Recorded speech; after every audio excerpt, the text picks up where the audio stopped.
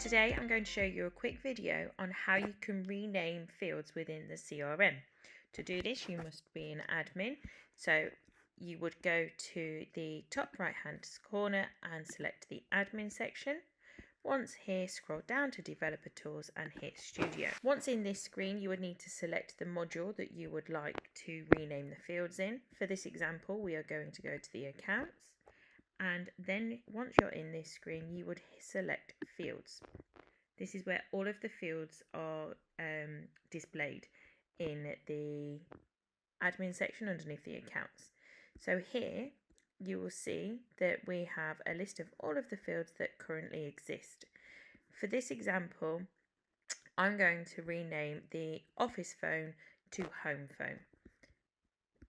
We would select office phone, and once in here we would delete office and type in home and hit save. That's now saved, so we can go to the accounts module, and once we are in here I'm going to select a random account.